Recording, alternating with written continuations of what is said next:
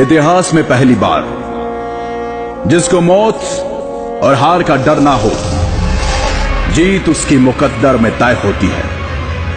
यह कहानी है एक ऐसे वीर पराक्रमी योद्धा की जिसने ना सिर्फ पूर्वोत्तर की रक्षा की बल्कि मुगलों के गुरूर को भी कुचल डाला। The legend of Lachit Borphukan. Bharat का वो हिस्सा जहां सूरज सबसे पहले दस्तक देता है।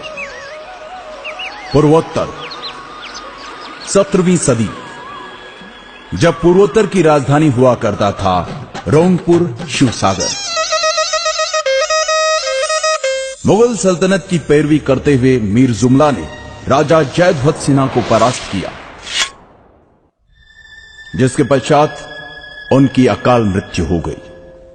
समय के गति चक्र के साथ अहोम राज्य के राज सिंहासन पर स्वर्गदेव यानी राजा चक्रध्वज सिन्हा विराजमान हुए, जिन्होंने अपने राज्य के प्रधानमंत्री आटुन बुढ़ागुहाई, जो कि बेहद चतुर, हर काम में निपुण और एक कूटनीतिज्ञ थे, के साथ मिलकर नए दुर्गों का निर्माण किया। अपनी सेना को संगठित कर उसे और मजबूत बनाने के लिए उन्होंने एक वीर योद्धा लासित बोरफुकन को अपनी सेना का प्रधान सेनापति नियुक्त किया।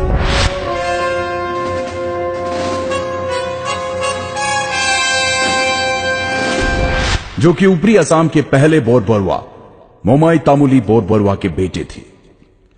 लासित हर तरह के युद्ध कौशल में सामर्थ्य रखते थे। सेनापति नियुक्त करते वक्त राजा चक्रध्वज सिन्हा ने लासित को एक सोने से निर्मित हैंगडांग यानी तलवार उपहार स्वरूप दी। चक्रध्वज सिन्हा ने धीरे धीरे आसपास के सभी राज्यों से मित्रता के संबंध बनाने शुरू कर दिए और मुगलों के साथ की गई संधियों को तोड़ना शुरू कर दिया। यह सुनकर मुगलों के फौजदार फिरोज खान ने इस विषय को गंभीरता से लेते हुए राजा चक्रध्वज सिन्हा पर दबाव बनाना शुरू किया और चेतावनी दी कि अगर तुमने हमारे साथ की गई संधियों को ठुकराने की कोशिश की तो इसका परिणाम बहुत ही भयानक होगा। उधर इन बातों की परवाह किए बगैर प्रधानमंत्री आटुन बुढ़ागुहाई और प्रधान सेनापति लासित बोरफुकन ने मिलकर पहले छोटी छोटी जगहों पर और फिर अगस्त 1667 को गुवाहाटी पर भी फतह हासिल कर, जिसके तहत मुगलों को पीछे हटने पर मजबूर होना पड़ा। और तब राजा चक्रध्वज सिन्हा ने कहा था, अब मैं सुकून से 2 मुट्ठी चावल खा पाऊंगा।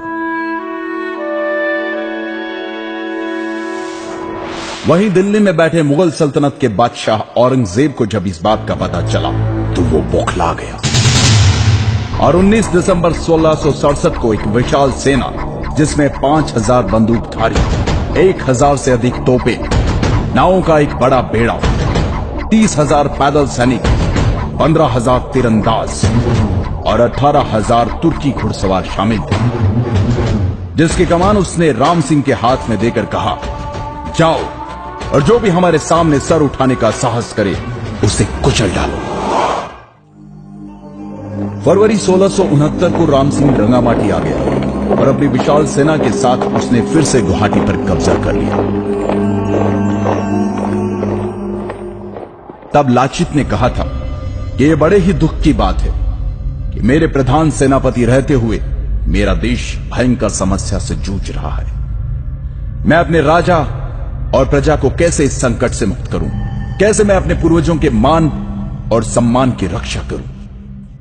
उसी दौरान राम सिंह ने एक चाल के तहत बाण के जरिए राजा चक्रध्वज सिन्हा को एक पत्र में लिखा कि लाचित ने हमसे गुवाहाटी खाली करने की एवज में 1 लाख रुपए लिए। एक बार तो राजा को लाचित की ईमानदारी पर शक हुआ, लेकिन प्रधानमंत्री आटुन बुढ़ागुहाई ने समझाया कि लाचित देशभक्त है और यह उनके खिलाफ एक षड्यंत्र मात्र है।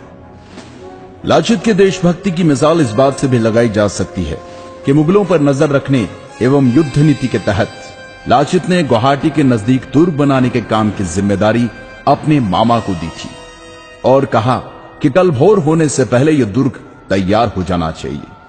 मामा ने कहा, आप निश्चिंत होकर आराम करें, सुबह तक काम हो जाएगा। आधी रात को लाचित की बेचैनी बढ़ गई। उनसे रहा नहीं गया और वो दुर्ग का काम देखने चले आए। उन्होंने वहां जाकर देखा तो सारे मजदूर और मामा सो रहे थे।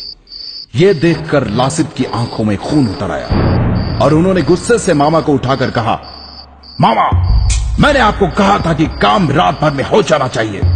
दुश्मन हमारी मां की छाती पे खड़ा है, लेकिन बावजूद इसके आप आराम की नींद सो रहे थे।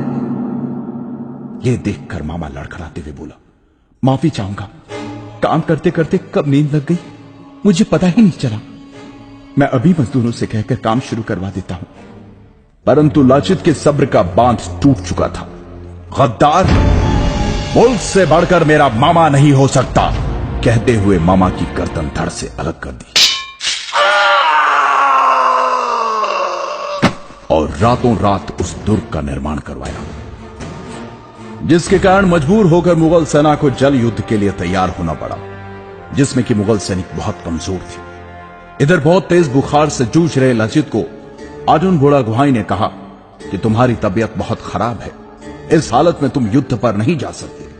फिर भी लाचित युद्ध के लिए गए और शुरू हुआ सराय घाट का ऐतिहासिक युद्ध, द बैटल ऑफ सराय घाट। लेकिन क्योंकि लाचित के पास सेना बहुत कम थी, इसलिए लाचित की सेना हारने लगी, युद्ध छोड़कर पीछे हटने लगी। तब लाचित ने अपनी सेना से कहा, हे आसाम के वीर सैनिकों, अगर तुम में से कोई रण छोड़कर जाना चाहता है तो बेशक जाए, लेकिन मेरे राजा ने मुझे दायित्व दिया है, इसलिए जब तक मुझ में प्राण बाकी है मैं लड़ूंगा। अगर मुगल मुझे बंदी बनाकर ले जाना चाहते हैं तो ले जाने दो। तुम जाकर राजा से कह देना कि मैं उनकी आज्ञा का पालन करते हुए आखिरी दम तक लड़ा। यह सुनकर लाचित की अगुवाई वाली सेना में तीव्र ऊर्जा का संचार हुआ और परिणाम मुगलों को मुंह की खानी पड़ी। मुगल सेना पूरी तरह से हार गई।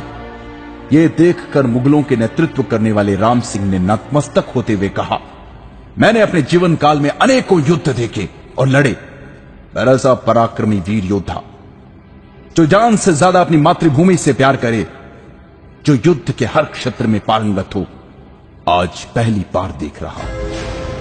राजा की जय, सलाहकारों की जय, सेनापति की जय, देश की जय। हे लाचित, तुम्हें कोटि कोटि नमन। पूर्वोत्तर के इस वीर योद्धा को भारतीय इतिहास कभी नहीं भुला सकता। सराय घाट युद्ध विजय प्राप्त करने के 1 साल बाद लंबी बीमारी के चलते इस महान योद्धा का स्वर्गवास हो गया। 1672 में स्वर्गदेव राजा उदय आदित्य सिंघा ने जोरहाट से 16 किलोमीटर दूर हुलुमपाड़ा में लाचित मैदान का निर्माण करवाया। लाचित बोरफुकन की वीरता और सराय घाट की लड़ाई में असमिया सेना की जीत के उपलक्ष्य में हर साल 24 नवंबर को असम राज्य में लाचित दिवस मनाया जाता है। राष्ट्रीय रक्षा अकादमी के सबसे अच्छे कैडेट को लाचित बोरफुकन स्वर्ण पदक से सम्मानित किया जाता है। वतन के लिए अपने प्राणों की परवाह न करने और असम के इतिहास के निर्माण की नींव कहलाए जाने वाले ऐसे महान योद्धा को शत शत प्रणाम।